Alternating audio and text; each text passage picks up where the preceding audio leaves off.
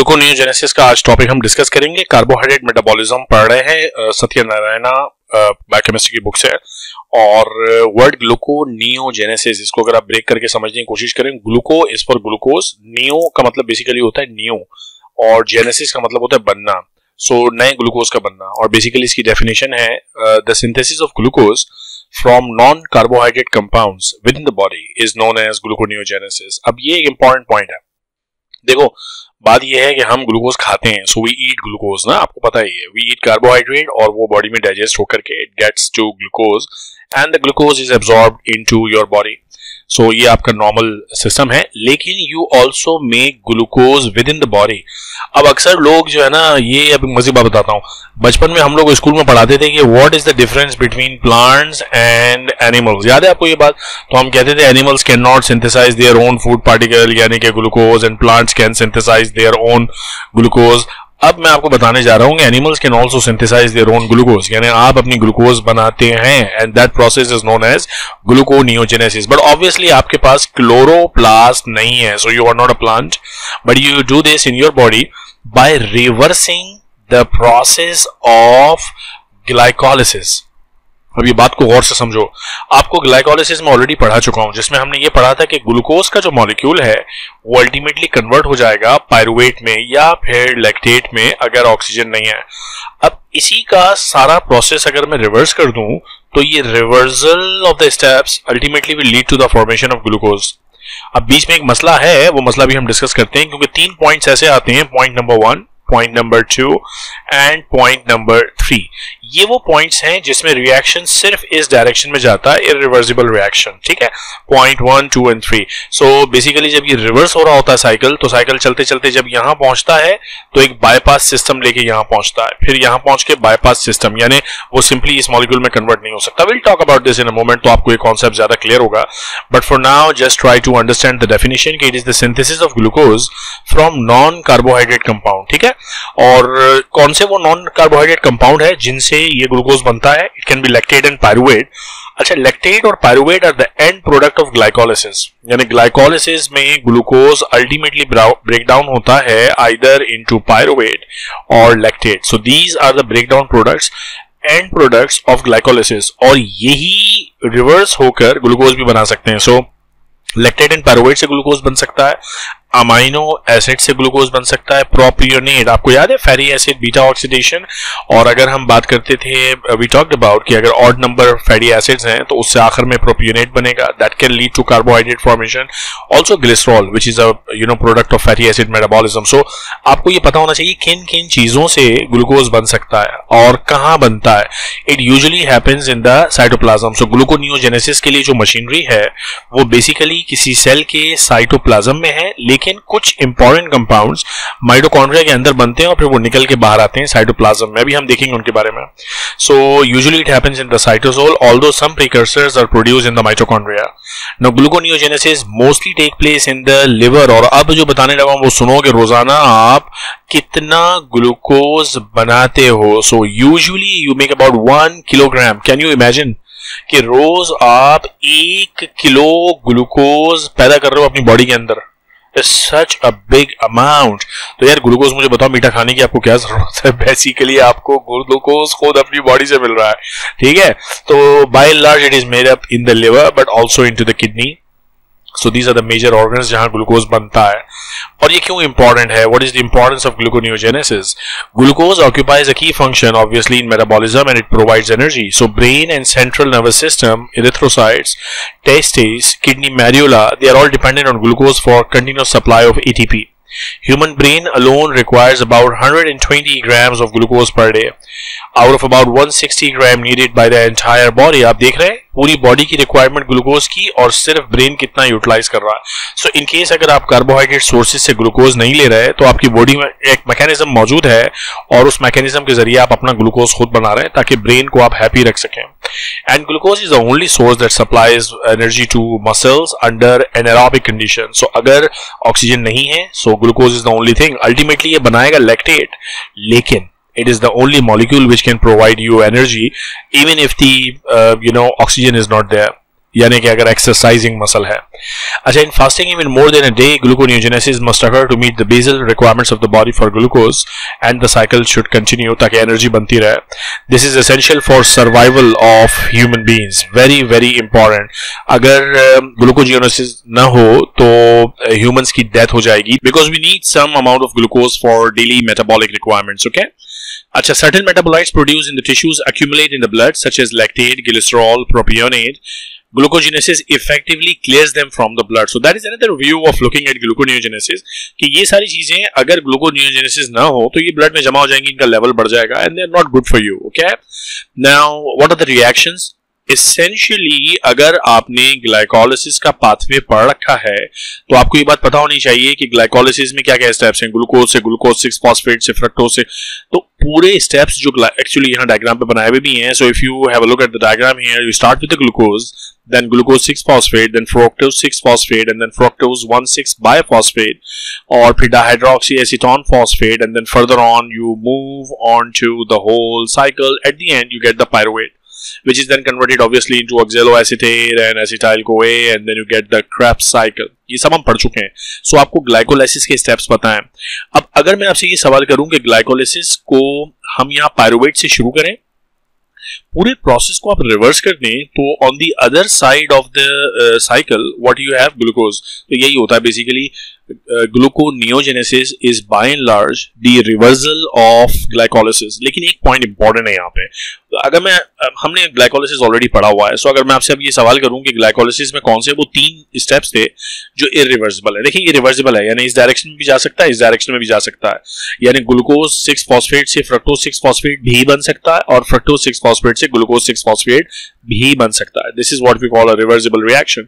लेकिन 3 स्टेप्स ऐसे थे जहां मैंने आपको बताया था कि इट इज इरिवर्सिबल, और वो क्या क्या थे। सो फॉर एग्जाम्पल ये वाला स्टेप, सो फॉस्फोइनोल पायरुवेट से पायरुवेट का बनना, that's an irreversible reaction. You can see that that's a purely irreversible reaction. So there are certain points in the glycolytic pathway.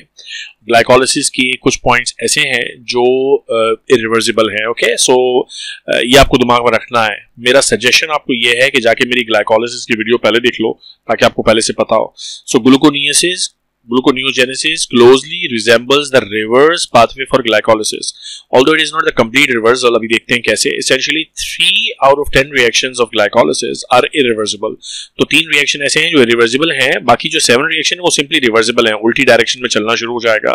लेकिन जहां irreversible स्टेप आएगा, so for example मेरे पास एक compound है A, और वो रिवर्सिबल रिएक्शन है, उससे बनता है B, और फिर इरिवर्सिबल रिएक्शन उससे बनता है C, और फिर एक रिवर्सिबल रिएक्शन उससे बनता है D। तो ये इस डायरेक्शन में मूव कर सकता है। अगर मुझे इस पूरे रिएक्शन को रिवर्स डायरेक्शन में मूव करना है तो जरा सुनिए गौर से। D से C तो आराम से बन जाएगा बिकॉज ये रिवर्सिबल है, लेकिन अब C से B नहीं बनेगा बिकॉज ये सिर्फ इस डायरेक्शन में होता है। तो अब करना ये पड़ेगा कि C से कोई और चीज बनेगी, से फॉर एग्जांपल X, और उस X से फिर बन जाएगा B, और एक दफा B बन गया तो अब ये रिवर्सिबल डायरेक्शन में A बना देगा। तो D से A बन तो जाएगा, लेकिन जहां इररिवर्सिबल रिएक्शन आ रहा है वहां एक बाईपास सिस्टम होगा, एक बाय प्रोडक्ट बनेगा, यानी मेन पाथवे से डेविएट होगा मामला। ठीक है, तो ये कॉन्सेप्ट आपको दिमाग में रखना है। पहली चीज ये याद रखनी है कि कौन कौन से इरिवर्सिबल स्टेप्स हैं।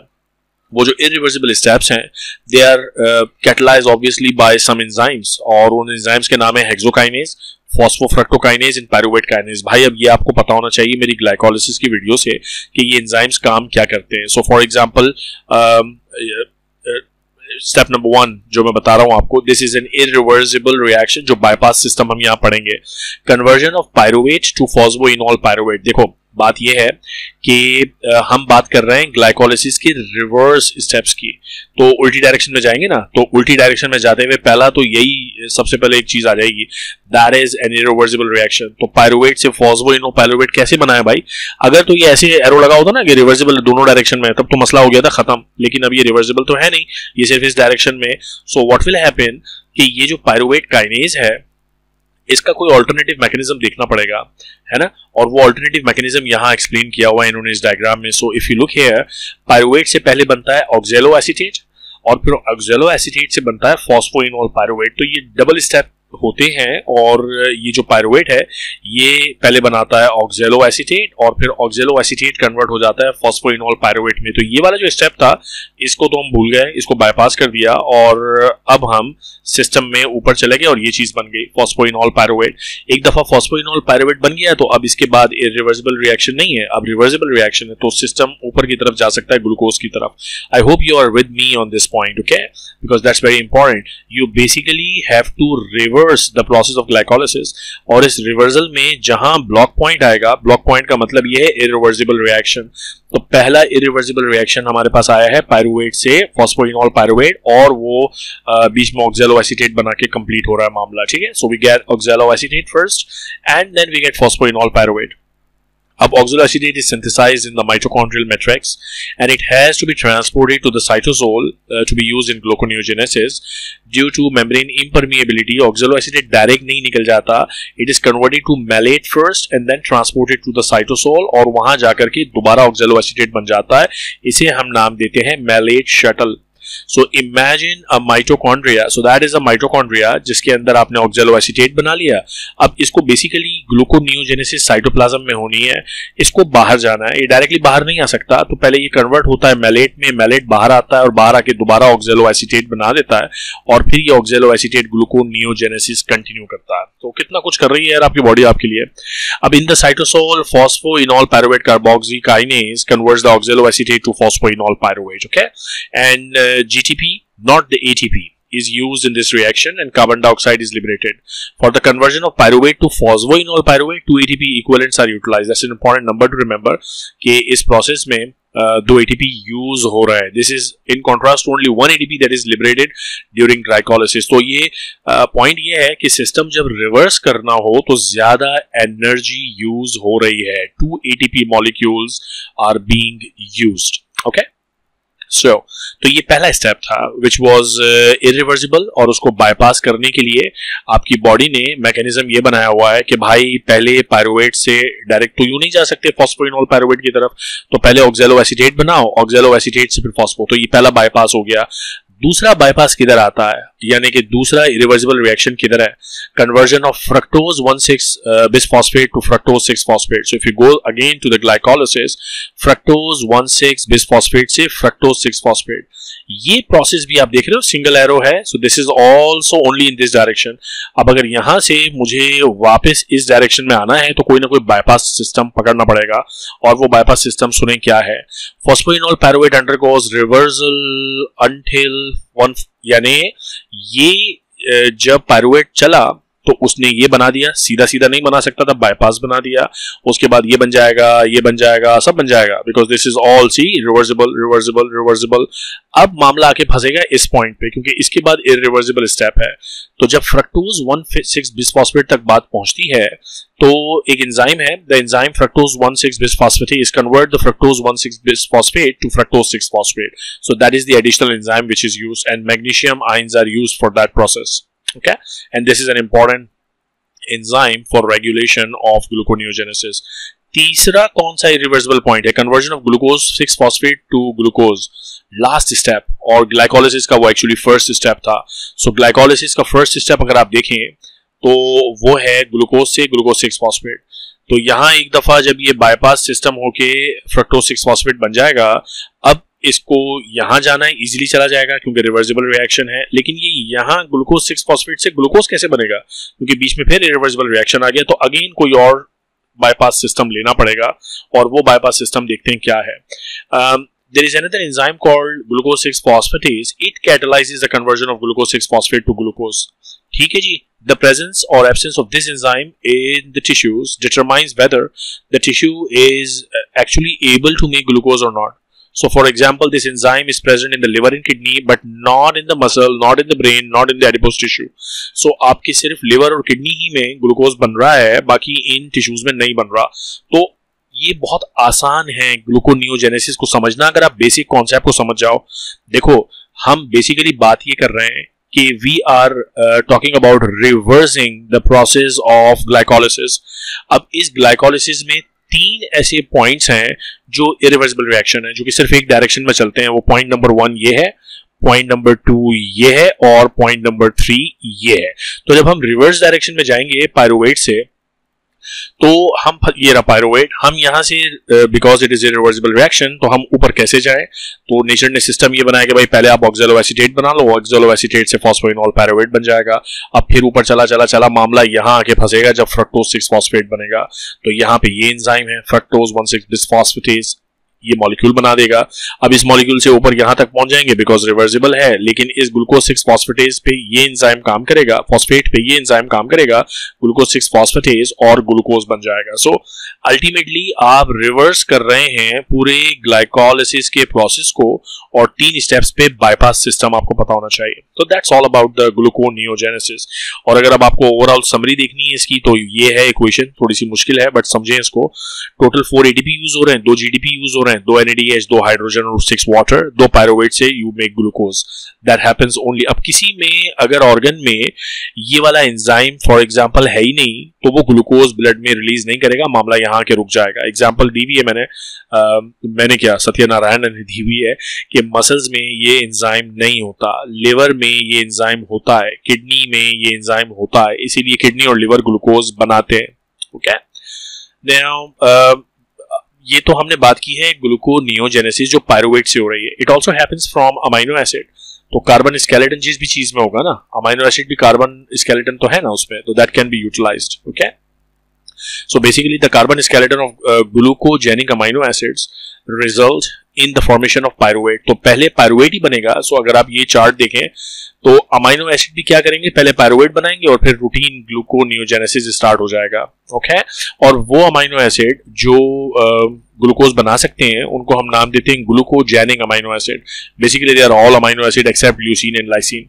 ओके, ग्लिसरॉल जो कि अगेन ग्लिसरॉल भी 3 कार्बन कंपाउंड है और ये ट्राइएसाइल ग्लिसरॉल से बनता है। It is also a carbon backbone for the production of glucose.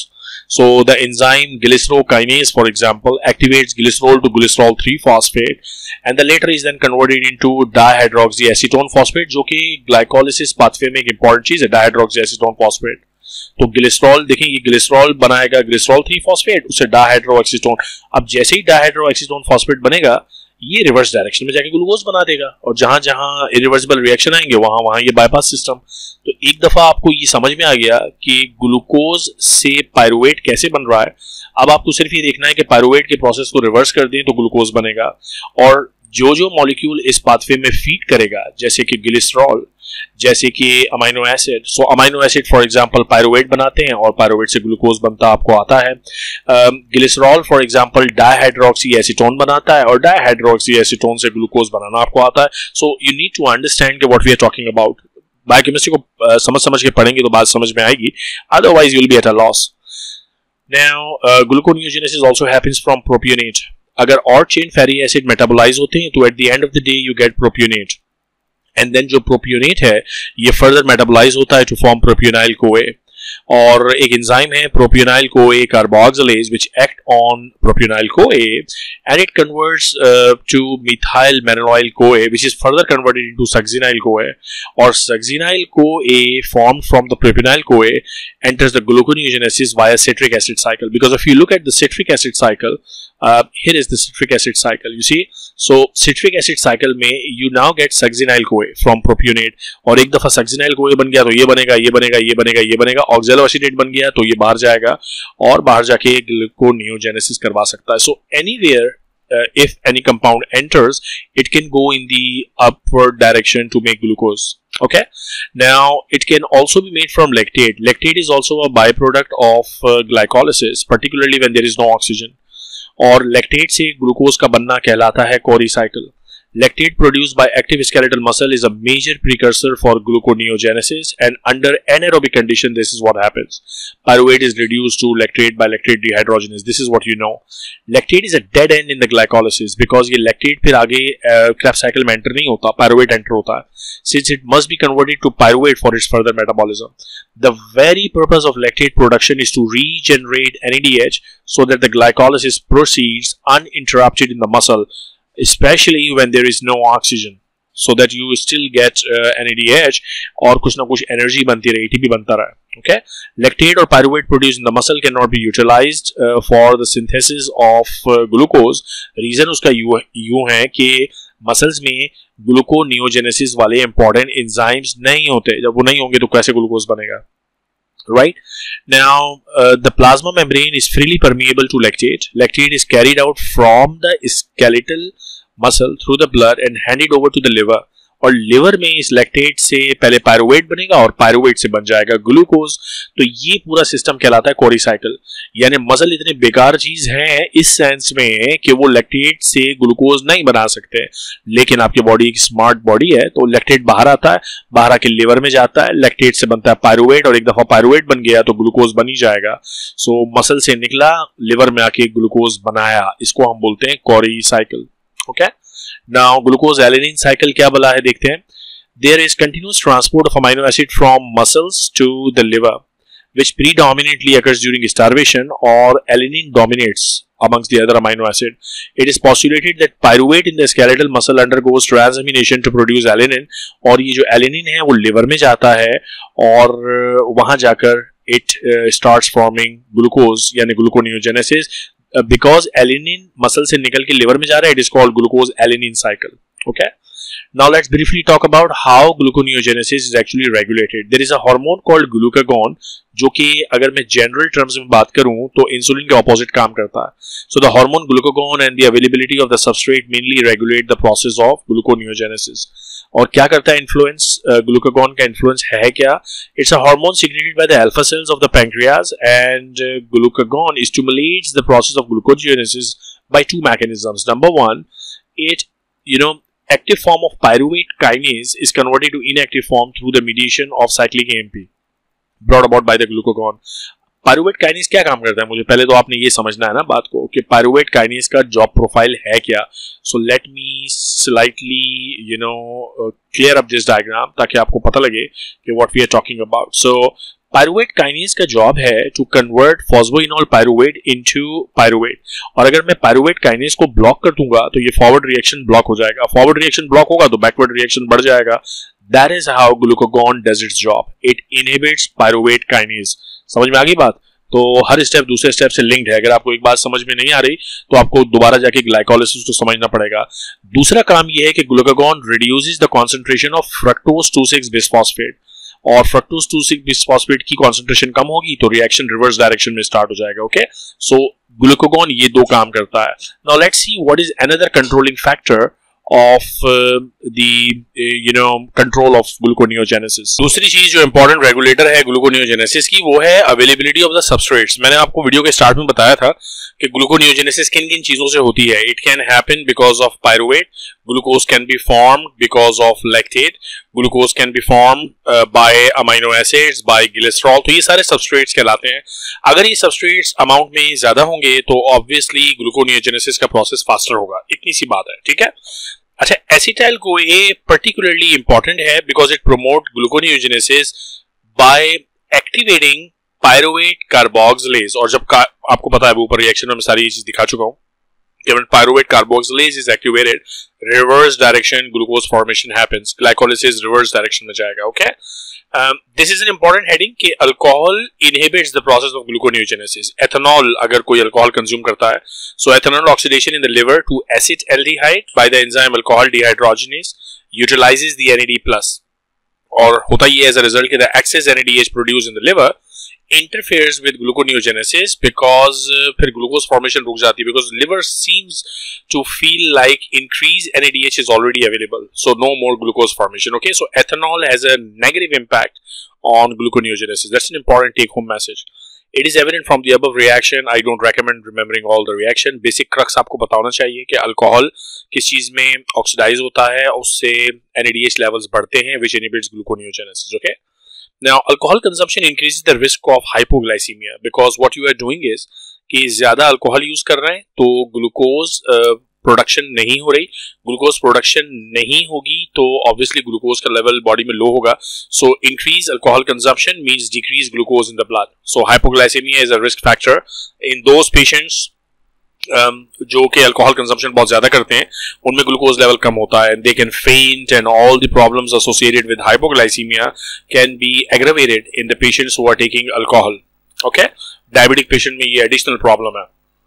अच्छा, ये एक आर्गुमेंट लास्ट टॉपिक इस वीडियो का, क्या ग्लूकोनियोजेनेसिस फैट से होती है? मैंने आपको बताया कि वो पायरुवेट से होती है गैस, लैक्टेट से होती है गैस, और एक चीज मैंने आपको बताई थी स्टार्ट में ही कि it also happens from glycerol. यार ग्लिसरॉल क्या है?